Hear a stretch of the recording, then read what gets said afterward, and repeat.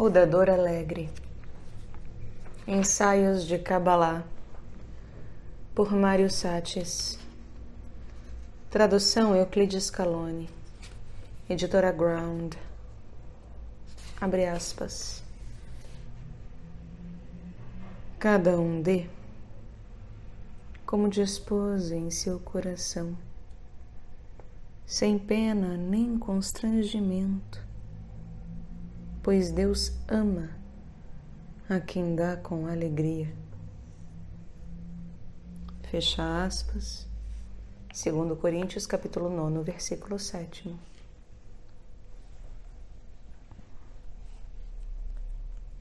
Matéria e energia. Alguns cabalistas afirmam que é possível vislumbrar já neste mundo concreto, material, os traços da sabedoria que o estrutura. Para isso é preciso decifrar o que a palavra matéria contém.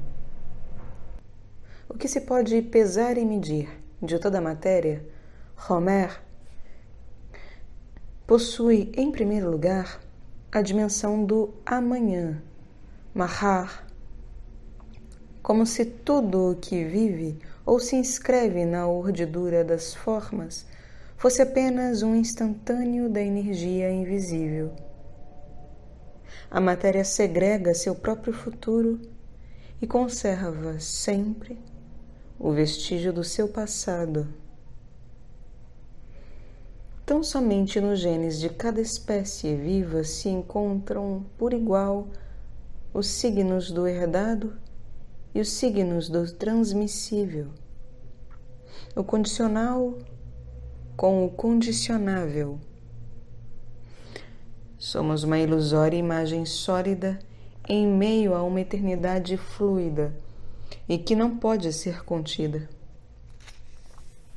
Desde o Antigo Egito, e com relação à ignorância, persegue-nos a imagem do burro, Ramó, que, como se pode ler, possui 3 das 4 letras da palavra matéria.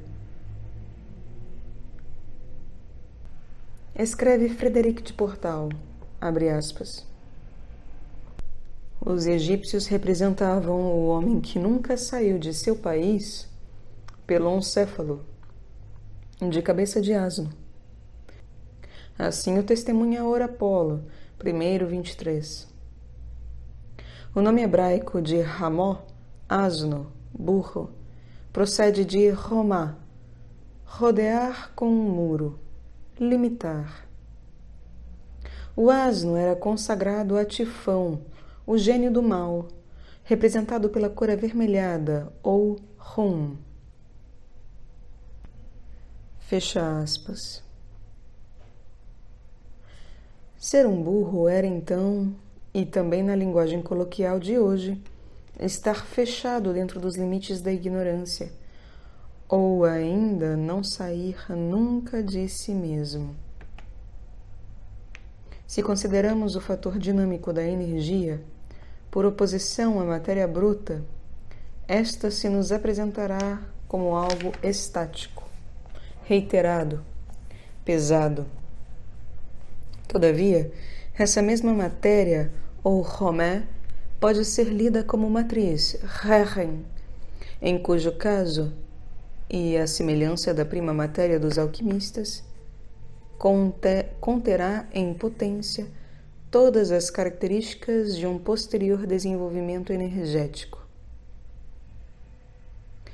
Isomeria a levar em consideração, já que o monismo bíblico pressupõe uma não-dualidade, uma continuidade subjacente do tipo da que David Bohm denomina ordem implícita. Não-dualidade é que o conhecimento tem que ter acesso para, precisamente, poder sair do estado angustiante que cria o limitado. Numericamente, isto é, por seu valor gemátrico, a matéria, ou Romé, é igual a 248, que somados dá 14, igual a Yad, mão. E faz referência ao que é manifestado e, portanto, manipulável.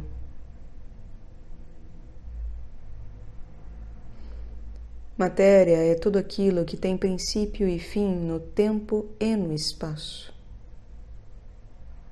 Inversamente, o espiritual ou metafísico não tem fim nem princípio, ainda que permeie o espaço e se sinta como um sussurro muito sereno entre os ciclos do tempo. Diferentemente da tradição platônica grega, herdeira do orfismo, a da Kabbalah vê nos limites materiais do ser humano, da criatura que a Bíblia chama Basar Vedam, carne e sangue, a substância a modelar sobre o anseio divino. Portadora de um indício celeste, nossa figura não é negativa, não é um cárcere ou uma tumba, como continuarão sustentando os neoplatônicos, mas uma semente que pode desenvolver o reino dos céus, um instrumento que tende, devidamente guiado, à música.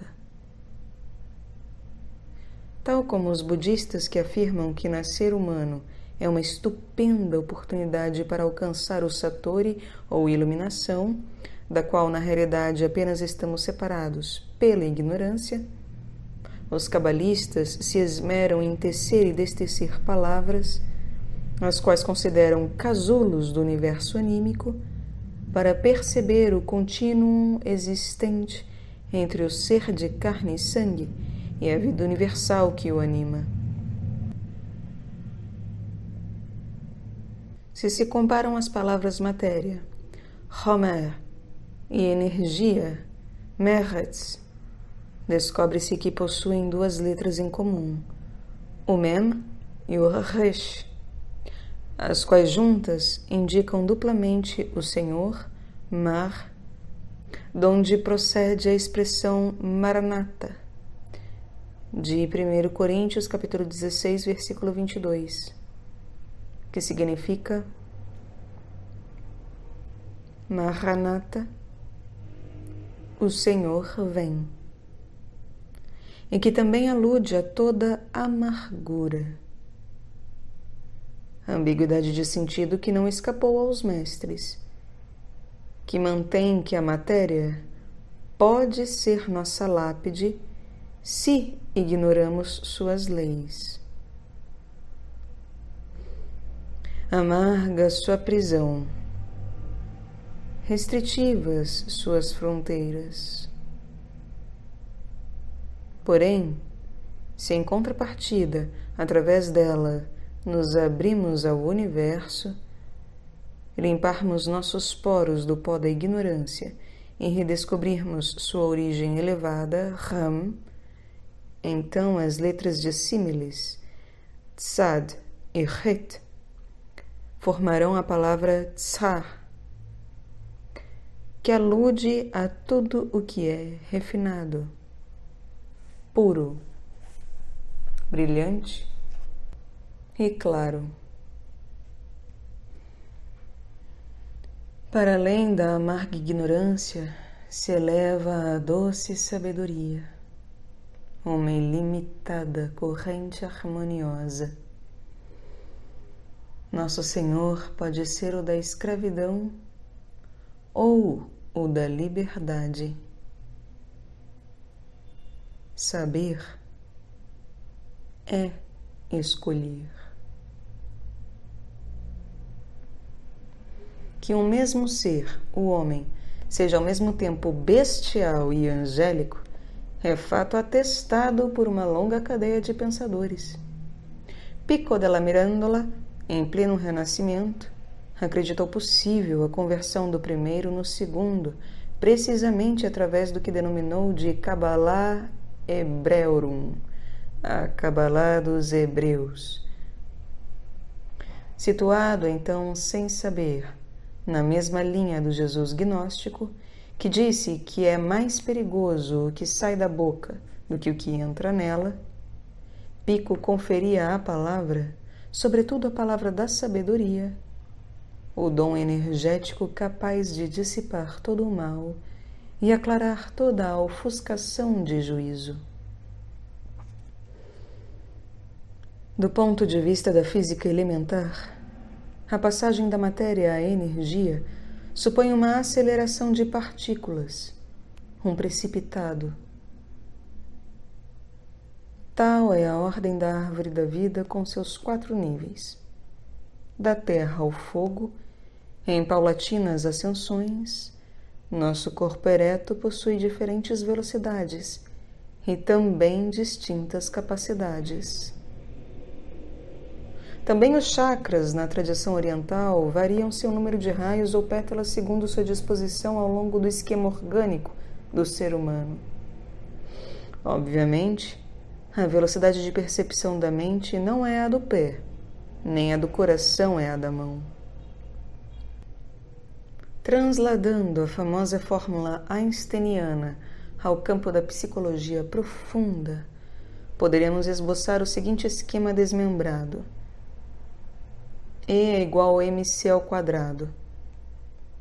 C ao quadrado no topo do triângulo equilátero.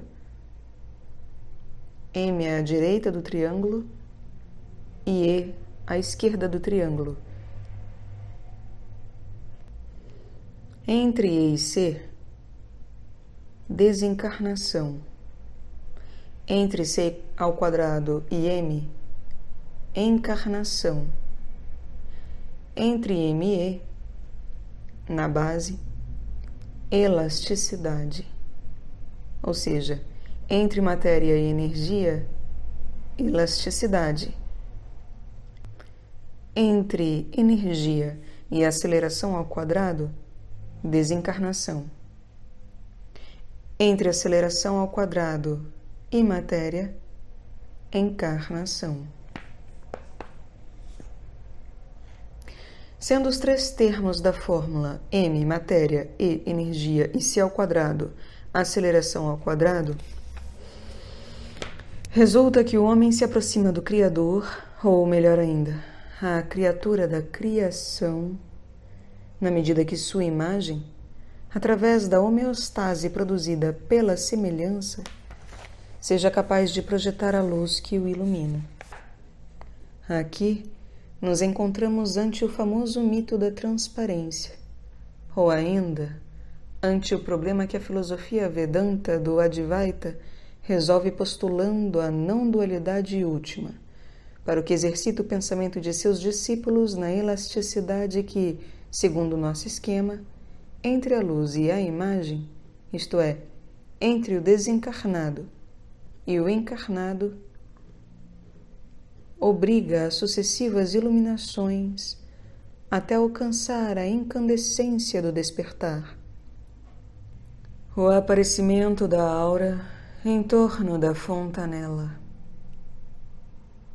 Em certo sentido, a oscilação entre o encarnado, a massa, e o desencarnado, a energia, depende quase integralmente do exercício da memória. Não, porém, de uma memória superficial, mas de um legado que tem milhões de anos e que permanece ainda fresco em nossas células. Buda, Jesus, alguns santos e poucos mestres emanam essa luz primordial porque recordam sua procedência.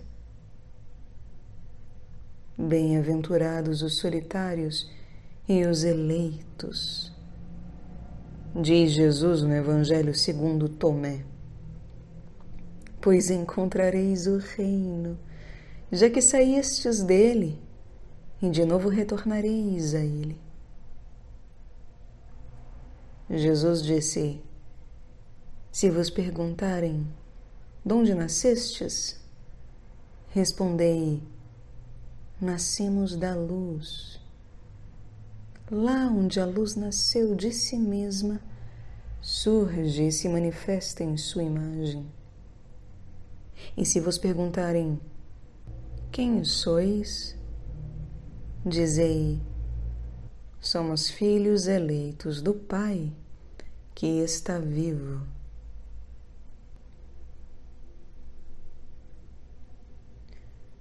De modo que é nesse durante da imagem que adotamos ao aparecer no mundo visível, entre o antes e o depois da luz, que podemos desenvolver nossa capacidade energética. Jesus identifica o ser com a luz. E o mesmo faz o escritor de João, capítulo 1, versículo 4, quando diz: nele estava a vida, e a vida era a luz dos homens. A essa frase deveria ser acrescentado que, enquanto vivemos, ainda o é. Pela simples constatação de que, ao morrer, se tornam opacos nossos olhos, privados para sempre dessa fagulha que os animava, da qual procediam e à qual devolveram seu brilho. A genealogia luminosa a que responde o iniciado, o discípulo, não somente está feita de dinastias, linhagens ou crônicas familiares.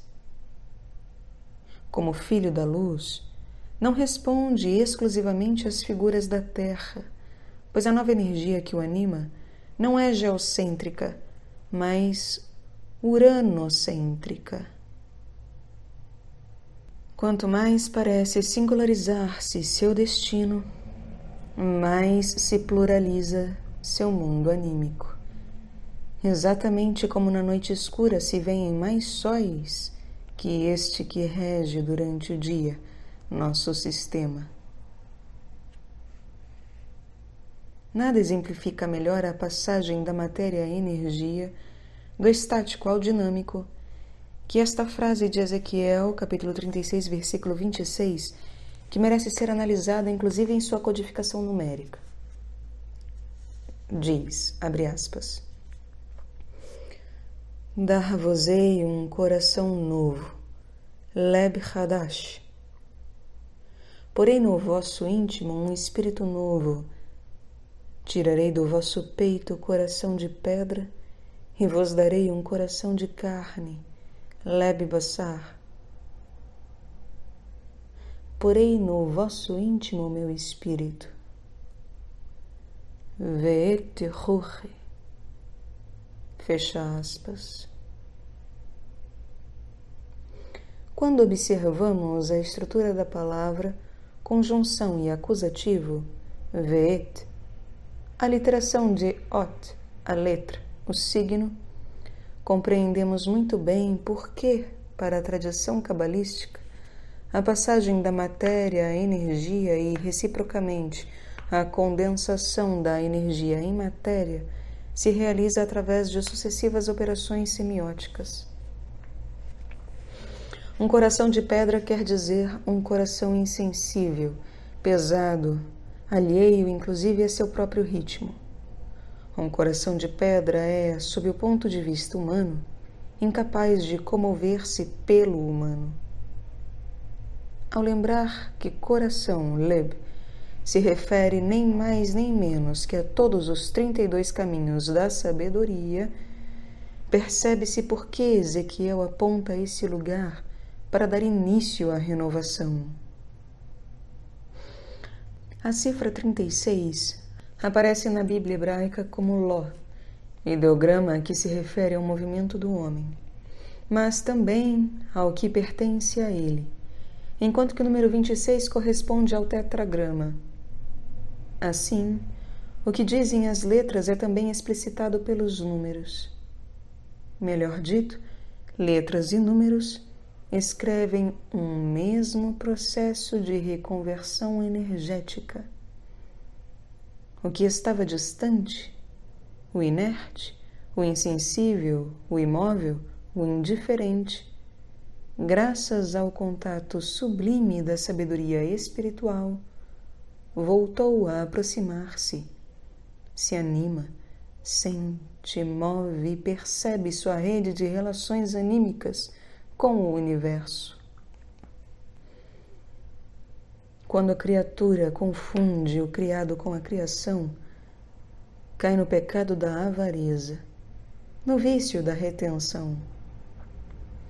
Mais do que isso, retrocede do humano ao animal, em seguida ao vegetal e finalmente ao mineral, o que não supõe tanto um juízo de moral involutiva, mas basicamente a impossibilidade metafórica de sentir, o descenso do orgânico ao inorgânico e a regressão de um estado independente a outro dependente. Uma temorá entre as palavras eben, pedra, e bazar, carne, nos dá a chave do passo que dá à matéria inerte para fazer-se matéria viva. Deixando de lado a letra que ambos os vocábulos têm em comum, bet, obtemos a palavra ron, alegria, rosh, cabeça, shar, cantar, e yesh, fogo, entre outras. Essas palavras constelam a seguinte ideia: o cântico do fogo desperta alegria na cabeça, ilumina. Por acaso não escreve Jeremias, capítulo 23, versículo 29, abre aspas, não é a minha palavra como fogo, diz o Criador, e como um martelo que quebra pedra? Fecha aspas. O coração rígido é, pois, quebrado por essa linguagem ígnea, e o que antes era opaco obscurecimento se transforma em etérea luz. Se paralelamente examinamos os números de pedra, 53, e de carne, 502, e obtemos sua diferença numérica, 449, ao converter esta em letras, encontramos a palavra damta, semelhança, parecença. E não é por alienação, quer dizer, por alheamento, que o homem perde o sentido da relação energética que o une a seus semelhantes? Por isso mesmo os profetas, e Jesus entre eles, fazem uso das parábolas para restabelecer a conexão entre o material e o espiritual, entre o insensível e o sensível. Visto que damta pode também ser lido como dat, lei, dam, sangue, e o sangue tem seu epicentro no coração, é sua lei que o homem ignorante deve redescobrir para voltar a circular dentro de si mesmo com alegria e generosidade. Quanto mais se isola um homem dos demais, mais se distancia de si mesmo. Quanto mais se separa a folha homem da árvore humana, menos vitalidade tem. As críticas ao materialismo desta ou de qualquer outra época histórica, se algo tem de certo, é o repúdio ao egoísmo, à separatividade, à atomização indiscriminada e, consequentemente, ao desprezo pelos demais. Não só o coração se transforma em pedra nesses seres, mas ainda tudo o que fazem petrifica. Midas, Huangti, Herodes o Grande construíram seu próprio nada em ouro, muralhas e castelos fortificados, porém não puderam evitar a inanição, o crime e a loucura. Em compensação, Heráclito, Confúcio, Gamaliel, habitando na linguagem, em contato com o fluir energético das palavras, nos legaram a eternidade de suas ideias. Não deixaram a seus sucessores ruínas, mas ressurreições. Não sentiram, frente à complexidade do mundo, a necessidade de construir defesas. A nova física sugere que a consciência mesma do homem se filtra nas entranhas do mundo físico, pelo que, como escreveu Sir James Jeans, abre aspas, o universo está começando a parecer a cada dia mais um grande pensamento do que uma grande máquina. Fecha aspas. Assim, pois, não podemos separar nossa atenção nem nosso juízo da realidade circundante. Como dizem os sufis, abre aspas, o universo é a dispersão do homem, mas o homem é a reunião do universo. Fecha aspas. Entre esses dois espelhos que se olham, criatura e criação, como um pressentimento da atual teoria das cordas, que parece por fim ir ao encontro ao que Einstein chamava o campo unificado, o eco, talvez, dessa intuição do Avantasaka Sutra, que afirma que o universo é uma vasta rede de cristais, na qual cada um reflete os demais, a voz do mestre Bar Yochai nos chega do Zohar para dizer, abre aspas, agora pensai bem sobre tudo o que este dia lhes revelou. Sabei que nenhum desses palácios celestiais são luz, e tampouco são espíritos, nem são almas, nem são forma alguma que se possa apanhar por meio de algum dos sentidos. Sabei que esses palácios são pensamentos vistos através de cortinas. Retirai o pensamento e o palácio se transforma em nada que a mente possa agarrar, nem a imaginação representar. E sabei, finalmente, que todos os mistérios da fé estão nesta doutrina, que tudo o que existe no mundo superior é a luz do pensamento, o infinito. Levantai a cortina e toda a matéria parece imaterial. Levantai outra cortina e o imaterial aparece ainda mais espiritual e sublime. À medida que cada cortina é levantada, somos transportados a planos sempre mais elevados de sublimidade, até que, por fim, alcançamos o Altíssimo. Fecha aspas.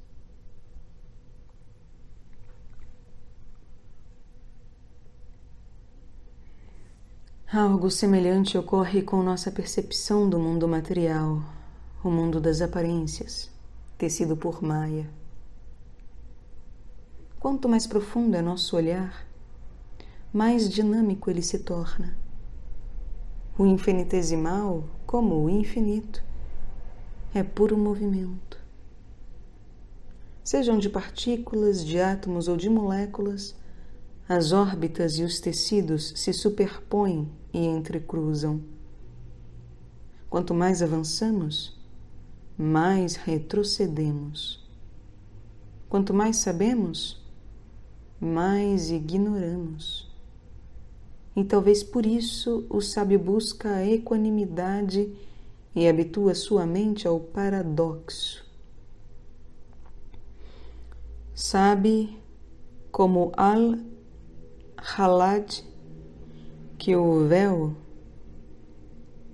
cada, abre aspas, véu, é uma cortina interposta entre o buscador e seu objeto, entre o noviço e seu desejo, entre o atirador e seu alvo.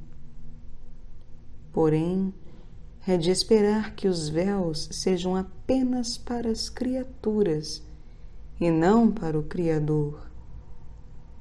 Deus não tem véu. Ele vela as criaturas. Fecha aspas. A nudez final então coincide com a luz, e esta com a perda da obscura vergonha que Adão e Eva adquirem pouco antes de sair do paraíso. Não há dualidade. Não há diferença. Matéria e energia são apenas dois momentos, igualdade relativas, de algo que, expressado, atraiçoa aquilo mesmo que diz, e silencioso, luta por falar. Porém, para essa recuperada nudez não parecer aterradora, deveria ser-nos tão comum e coletiva como o ar. Entretanto, é da pedra de cada um que o coração de carne de cada qual deve cantar o inesgotável mistério do Espírito. É um a um que se chega ao um. Quando a matéria de hoje se vê como a energia do amanhã, ontem é agora, e agora é sempre.